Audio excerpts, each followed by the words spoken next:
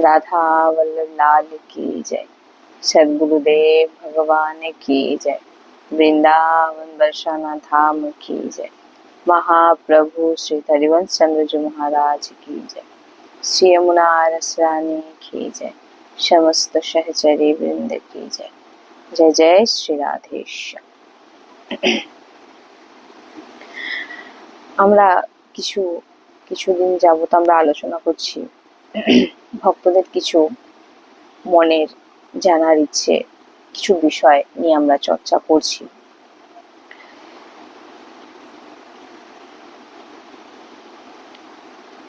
ভক্তি আমাদের কি শেখায়? ভক্তি আমাদের কি শেখায়? ভাবুন, দুঃখে কে নৃত্য করতে পারে? দুঃখে কে নৃত্য করতে পারে? বলছেন এ কেবল ভক্তরাই পারে। ভক্তি আপনাকে কি শেখায়? এখানে যে ইনি জানতে চাইছেন ভক্তি আমাদের কি শেখায়। দুঃখে যে নৃত্য করতে পারে, যেমন শ্রীবাস জি মহারাজ শ্রী চৈতন্য মহাপ্রভু সবাই একসঙ্গে হরিনাম সংকীর্তন করছেন, আর শ্রীবাস জি মহারাজের পুত্র তিনি দেহ রাখেন। তো তিনার দাসী যখন এসে শ্রীবাসকে ডেকে বলেন যে পুত্রের এমন তিনি দেহ রেখেছেন, তখন শ্রীবাস জি বলছেন কোনো আওয়াজ করো না, নিঃশ্বাসেরও আওয়াজ যেন শ্রী চৈতন্য মহাপ্রভুর যেন না শুনতে পায়। আমি চাই না যে এই জীবাত্মার জন্য ভগবান শ্রী চৈতন্য মহাপ্রভুর কীর্তন বন্ধ হয়ে যাক। খরতাল বাজাচ্ছেন, কীর্তন করছেন, নৃত্য করছেন। তো চৈতন্য মহাপ্রভু তিনি ভগবান, তিনি তো বুঝতে পারছেন, তিনি শ্রীবাসকে বলছেন বলে আমার ভিতর থেকে একটা ভাবনা জাগ্রত হচ্ছে, কিছু কি হয়েছে? কীর্তন বন্ধ করে তিনি বলছেন। তখন পাশ থেকে এক ভক্ত তিনি বলে ওঠেন যে শ্রীবাস জি মহারাজের যে পুত্র তিনি দেহ রেখেছেন। এই কথা শুনে চৈতন্য মহাপ্রভু শ্রীবাসজিকে বলছেন তুমি আমাকে বলনি কেন? তখন শ্রীবাসজি বলছেন যেখানে স্বয়ং ভগবান কীর্তন করছেন, আর সেই কীর্তন শুনতে শুনতে জীবাত্মা তার দেহ রাখছে এবং সেই জীবাত্মার পরম পদ প্রাপ্তি হচ্ছে, সাক্ষাৎ ভগবান যেখানে কীর্তন করছেন, তো সেখানে শোকের কি কথা, সেখানে দুঃখের কি কথা? চৈতন্য মহাপ্রভু জড়িয়ে ধরলেন। এর মানে এখানে আমাদের এটাই বুঝতে হবে যে ভক্তি আমাদের এটাই শেখায় যে দুঃখে সুখে সবকিছুই সে তার কাছে সমান, সুখ দুঃখ সবকিছুই তার কাছে সমান। কারণ দুঃখের নৃত্য সেই করতে পারে যে ভক্তি করছে, যে ভগবানকে ভালোবাসে। ভক্তের মধ্যে এমন সামর্থ্য থাকে যে দুঃখে সে হাসতে পারে, দুঃখে সে নৃত্য করতে পারে। তাই ভক্তি আমাদের যে পাওয়ার দেয়, যে শক্তি দেয়, সেটা হয়তো যারা এই ভগবত নামের সঙ্গে জুড়ে আছেন তারাই বুঝতে পারবেন যে তাদের মধ্যে কি দিব্যতা, কি পাওয়ার, কি শক্তি এসে থাকে। আপনি দুঃখ আসলেও সেই দুঃখটাকে আপনার কিছুই মনে হবে না, মনে হবে যেন সাক্ষাৎ হয়তো ভগবান আমার সঙ্গে কিছু লীলা করছেন। তাই ভক্তি আমাদের কি শেখায়? ভক্তি আমাদের সুখ দুঃখের মধ্যে কিভাবে আমরা থাকবো, কিভাবে আমাদের জীবন আমরা এগিয়ে নিয়ে যাব এবং কিভাবে আমাদের ভগবত প্রাপ্তি হবে, এই সমস্ত কিছুই ভক্তি আমাদের শেখায়। কোনো পাপ না করেও কেন জীবনে দুঃখ আসে? কোনো পাপ করিনি এটা তো কেউ বলবে না, বলা উচিত নয়, কারণ প্রত্যেকেই পাপ পূর্ণ দুটো আছে বলেই আমাদের এই দেহ আমরা প্রাপ্তি হয়েছে। আমাদের পিতৃ পিতামহ ভীষ্ম, অখণ্ড ব্রহ্মচারী পিতামহ ভীষ্ম, বানের ওপর তিনি শয়ন করে আছেন, শুয়ে আছেন, তীব্র যন্ত্রণা, ভগবানের কাছে বলছেন, ভগবান আমি কি পাপ করেছি যে আমি তো দেখছি যে আমি 100 জন্ম তিনার এরকম পাওয়ার ছিল, কারণ তিনি অখণ্ড ব্রহ্মচারী পিতামহ ভীষ্ম বলছেন যে দ্বাদশ ভাগবতে সীমিত তিনি দেখতে পেতেন, কিন্তু সীমিত। তিনার মধ্যে এমন কিছু পাওয়ার ছিল, তিনি সাধারণ নয়। দেখুন, তিনাকে তীরের ওপরে শুয়ে রাখা হয়েছিল, আর তিনি তখন বলছেন যে ভগবান এত কষ্ট কেন? আমি 100 জন্ম দেখতে পাচ্ছি যে আমি কোনো এমন পাপ করিনি যে পাপে আমি আমার এমন দুর্গতি।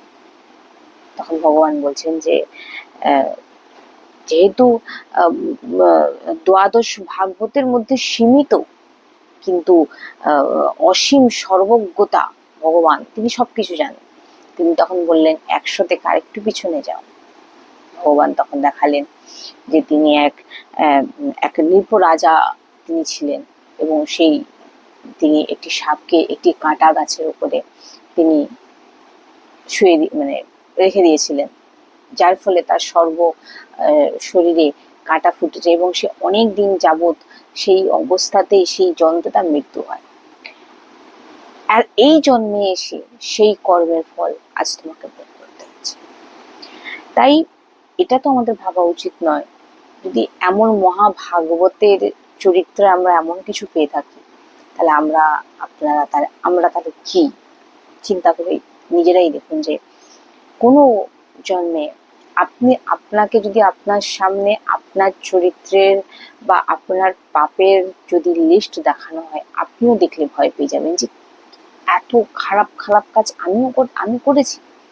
আপনি জানতে পারবেন, কারণ আমাদের সে পাওয়ার নেই, তাই আমরা জানতে পারছি না। তো পিতামহ ভীষ্মের ছিলেন, সীমিত কিন্তু ছিলেন, তিনার সে পাওয়ার ছিলেন, তিনি জানতেও তিনি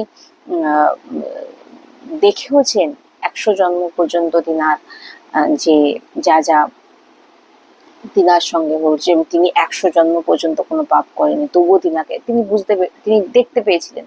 কিন্তু আমাদের মধ্যে তো সেই জিনিসটা নেই না, তাই পাপ সবার ভিতরেই আছে।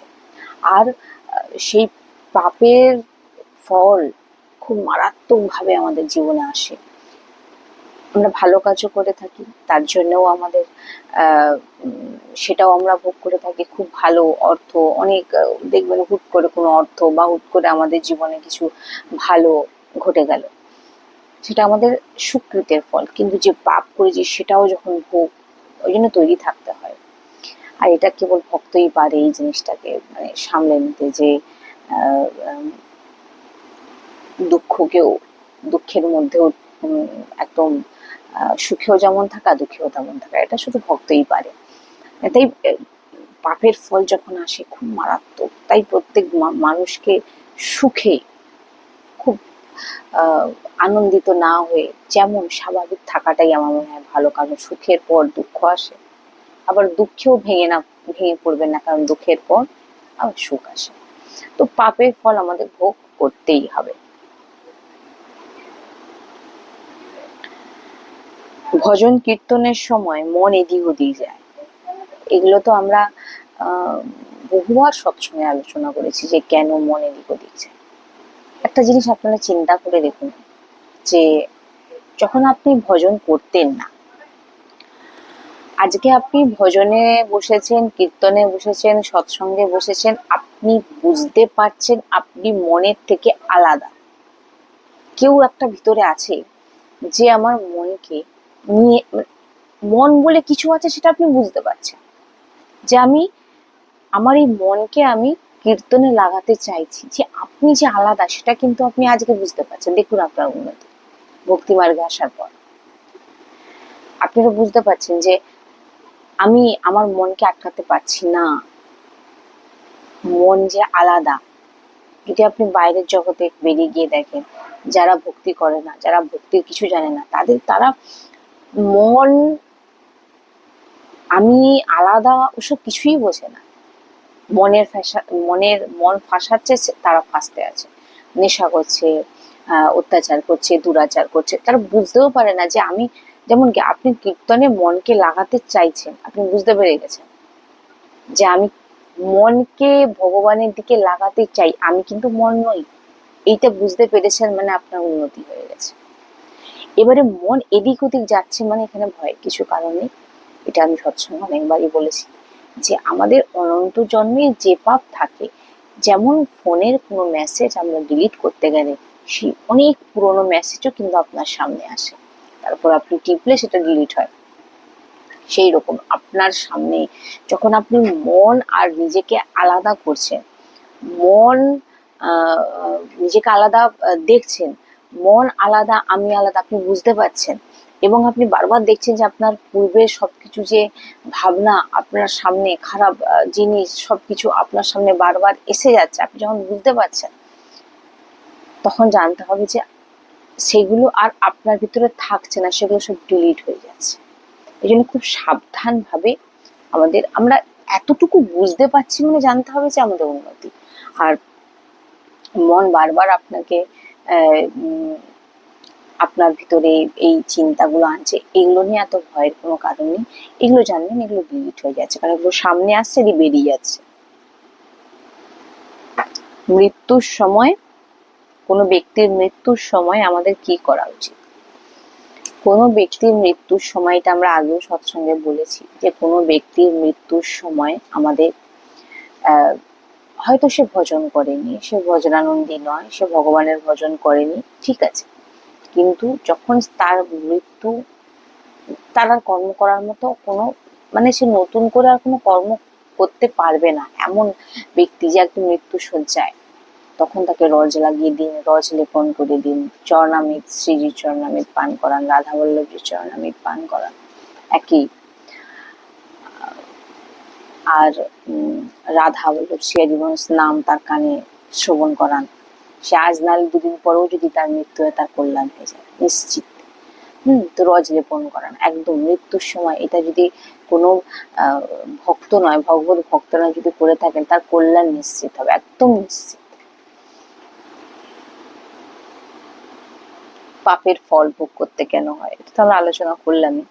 পাপের ফল যখন আসে না, খুব মারাত্মক ভাবে আসে, মারাত্মক ভাবে আসে। কারণ দেখবেন আপনি খুব ভালোভাবে সব জীবনযাপন চলছিল, হট করে এমন কিছু আমাদের জীবনে ঘটে যায়, এমন কিছু পাপ যেগুলো আমরা মানে ভাবতেও পারি না, যে আমরা নিতেও পারি না যে কি হয়ে গেল আমার সঙ্গে। কারণ এগুলো আমাদের এমন কিছু খারাপ কাজ করেছি যার ফল আমাদের আজকে পেতে হচ্ছে। পাপের ফল তো ভোগ করতেই হবে। জীবন কি? জীবন যদি কি জিজ্ঞাসা করেন, জীবন মানে একসেপ্ট করা, মানে যা কিছু আপনার জীবনে ঘটছে সেগুলোকে আপনি একসেপ্ট করুন। যেমন আমরা গরম পড়লে আমরা বলতে পারি না যে গরম চলে যাক, আমাদের একসেপ্ট করতে হয়, পাখা চালাতে হয়, এসি আমরা মানিয়ে নিই।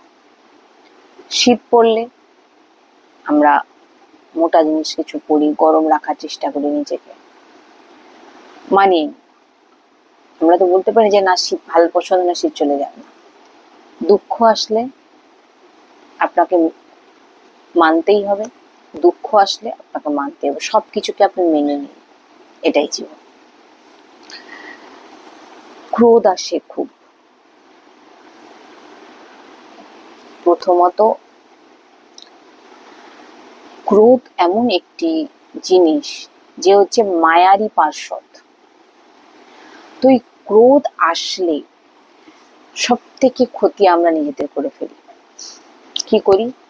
ক্রোধ আসলে আমরা ক্রোধে এমন কিছু কারোকে কিছু বলে ফেলি, যার ফলে কি হয়, সামনের ব্যক্তি এমন দুঃখী হয়ে যায় যে হয়তো আমি ক্রোধে কি বলে ফেলেছি সেটা হয়তো আমার মনে থাকে না, কিন্তু যাকে বলে ফেলেছি সে মৃত্যু পর্যন্ত সে কথাটা মনে রেখে দেয়।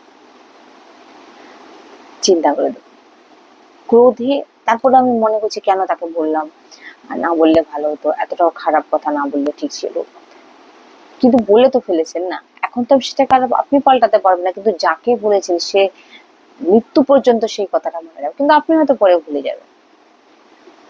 আর কারোকে দুঃখ দেওয়া মানে সেখানে আপনাকে সেই জিনিসকে আবার ফিরেও পেতে হবে। তাই ক্রোধ আপনার ভজনকে নষ্ট করে, ক্রোধ আপনার পুণ্যকেও নষ্ট করে। ক্রোধ খুব মারাত্মক জিনিস। তাই ক্রোধ যখন আসবে তার ওষুধ হচ্ছে চুপ করে যাওয়া।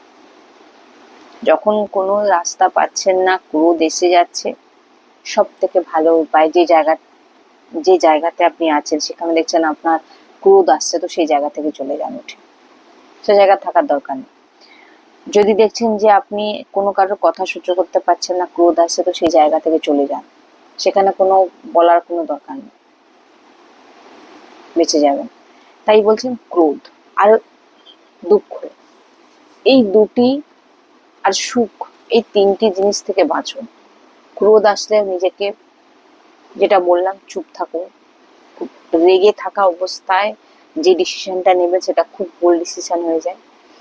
দ্বিতীয় হচ্ছে দুঃখী যখন হবেন তখন কাউকে নিজের দুঃখের কথা বলবেন না, চুপ থাকুন। সুখ যখন আসবে তখনও আপনি আপনার সুখে আপনি কারোকে কথা দিয়ে ফেলবেন না, কারোকে এমন কিছু বলে ফেলবেন না। সব জিনিসটাতে নিজেকে চুপ থাকার চেষ্টা করা, নিজেকে শেখান এই জিনিসটা। ক্রোধে মানুষ কত কি না কি করে ফেলে, কিন্তু ক্রোধ আপনাকে যে কত বড় ক্ষতি করে দেয় সেটা আপনি নিজেও বুঝতে পারবেন। মানে আমরা বুঝতে পারি না, কিন্তু ক্রোধ সবসময় আমাদের ভিতর থাকতে পারে না। ক্রোধ একটা সময় থাকে, তারপর কিন্তু ক্রোধ চলে যায়।